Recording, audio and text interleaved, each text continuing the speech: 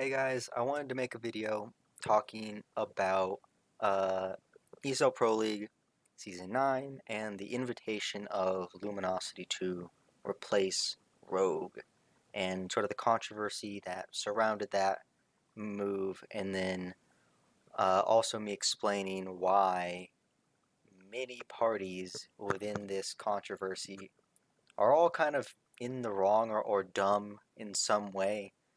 So to start this off, I wanted to talk about the intended structure of a or the league in the case of ESL Pro League. Now, in the North America division, we're gonna be talking about NA exclusively for this video, just to make things easy, since there's differing numbers of teams. In NA, there's 12 spots, and a way to receive there's 3 ways to receive one of those 12 spots in the league. You can first, if you place top 9 in the previous season, then you receive a spot. So that's 9 spots taken by teams from Season 8. Then, 2 teams are found by whoever placed top 2 in the relegation tournament, which contains the 10th and 11th placing teams of Season 8, or rather the previous season. So I should make this a generalized version.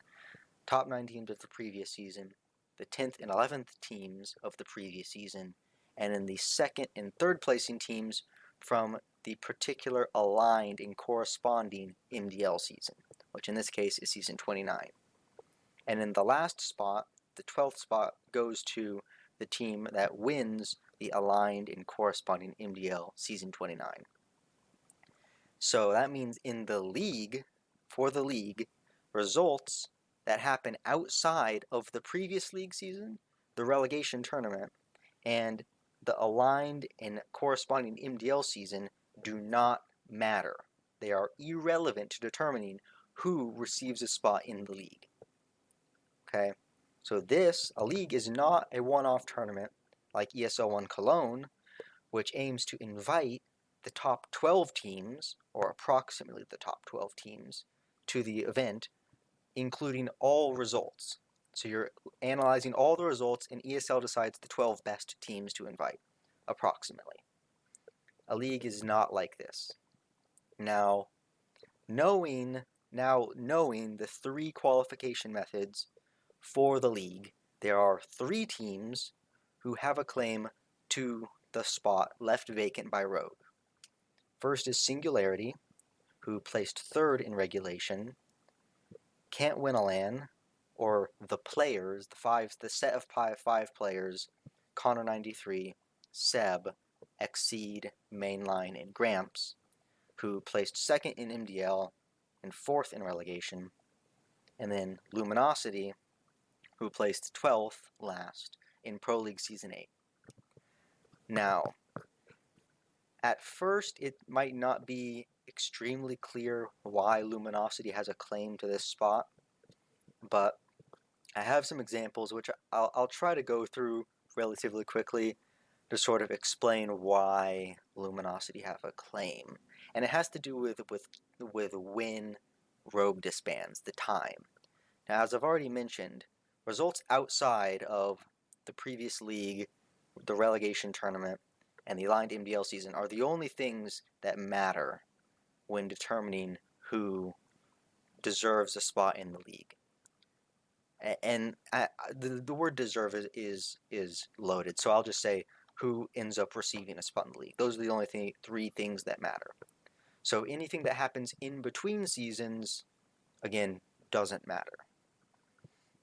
So I'm going to first start with a hypothetical where we're looking at the 9th and the 10th place teams after a season ends. And what happens is the 9th place team ends up disbanding or dropping out between seasons. So the 9th team disbands, they're gone. And so what would make sense to happen, and what would be probably the most fair thing to happen, is the 3 teams below them all sort of get shifted up 1. So the team who placed 10th is now going to retain their spot for the next season, while the 11th and 12th teams are going to be ones who play in relegation. That would make the most sense, otherwise you just have a hole that you can't fill. And since the next season hasn't begun yet, then it just sort of shifts upward. Now, you can kind of see this happening in real time in the Europe division between seasons 8 and season 9.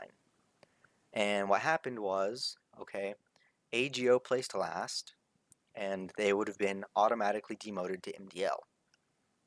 They placed 14th. 12th and 13th was NIP and Fnatic, and they would have had to play in relegation. So now we're looking at the team lineup for season 9. Okay, we have initially 14 spots. Okay, 11 spots are filled by the top 11 teams from the previous season. Okay, those are all filled. We have 3 open spots, and then one of those spots is going to be filled by the winner of MDL, who ended up being 3D Max. I believe they beat Kinguin in the final, I think. So that's one spot. So we have 2 spots that are going to be filled by relegation. Then ESL says, okay, we're adding 2 additional spots to the league to increase it to 16 teams. Okay, now we have 4 open spots. Okay, well, you can't fill all 4 just through the relegation tournament, because then there would be no relegation tournament. All 4 teams would advance. So what ESL does, and what makes sense to do, is what they do is they apply the tiering for 16 teams onto the 14 team results. So everything is sort of shifted down 2 spots, which means now we're looking at the top 13 teams who receive a spot in the next season, which includes now Fnatic and NIP, and the bottom team now fills the top spot of the 2 relegation spots. So AGO ends up playing relegation, which they do, and they end up losing, and they go down to MDL, but they at least had a shot at requalifying for Pro League instead of being automatically demoted and not having a chance, which would have been the other case. So then finally is the sort of hypothetical idea is if Rogue, the final example, is Rogue disbands right after Season 8 completes. Then, based on these other 2 things that I've already talked about, LG would then be the ones to play in relegation, and they would have had a chance to retain their spot for Season 9. But instead, Rogue disbanded after relegation took place, which means that Luminosity didn't have that chance, solely dependent on the time that Rogue decided to disband. So if Rogue had disbanded earlier, then they would have had a chance. So that's why Luminosity has a claim to this spot.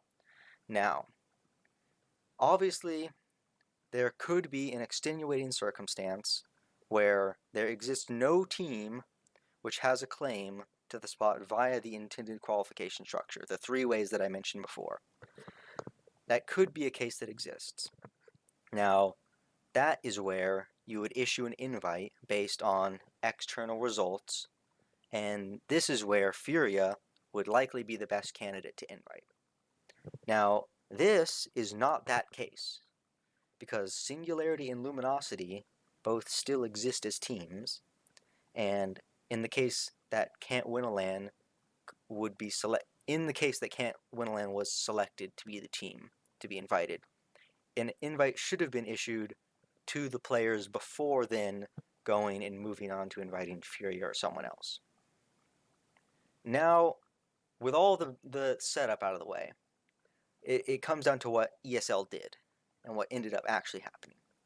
And what ESL did is they completely undermined their own league structure by deciding to issue an invite as if it were a one-off tournament via at least the ESL World Ranking. Now, the efficacy of the World Ranking is another topic, and it's not for this video. But ESL ended up being really lucky in the end by getting Luminosity. So initially, Furia were invited, but they declined due to their participation in DreamHack Rio.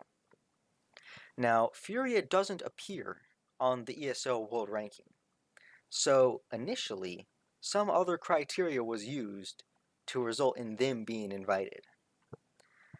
Afterwards, I suppose ESL then decided to use the ESL World Ranking and chose Luminosity, who are currently ranked 29th, and they are indeed the highest ranked team living in North America who are not in the league. as was cited in the ESL blog or press release. So, to sum this all up, everyone ended up being dumb. I think Tolkien Fanatic Joe, he put this pretty well on Twitter, where he said, ESL undermined their whole league structure. They ended up reminding us that their world ranking exists.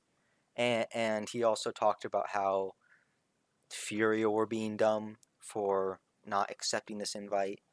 The players of Luminosity were dumb for not wanting to accept the invite. And really the only smart group within this whole thing was the Luminosity organization, who realized that accepting the Pro League invite was the positives outweigh the negatives in that sense. So I guess sort of like I guess a finalizing question is like, why host a qualifier for a tournament if the results of that qualifier end up not mattering? I mean, if I have a qualifier for a DreamHack Masters Dallas and I win that qualifier, or not me, but the team who wins the qualifier ends up pulling out of the tournament, the fair thing to do would then to be to invite the team who plays second in that qualifier. Everyone would agree that that's the thing that should happen. That would make sense. Only if there's extenuating visa circumstances, then some other team should be invited as a last-minute replacement, as happened with Rogue and Vici at Star Series. So I also want to say that Singularity have a right to be upset. They do have a right to be upset that they were not the selected team. Not only do they have a right to be upset that Luminosity was chosen over them, but they also have a right to be upset that ESL used an incorrect methodology of determining who should be invited. But that's basically it from me. I wanted to talk about this to sort of outline, to sort of give reasoning on why a lot of people were just sort of confused as to why Furia shouldn't have been invited first, and that league structures exist and that they should be followed. But either way, thank you for watching. That's about it. Like the video, subscribe to the channel. Hopefully there might be something else coming up on the channel. I don't know. It's hard to be motivated to make videos because they do end up taking a lot of work if they're not this type of video. So I don't know. We'll see. See you later. Bye.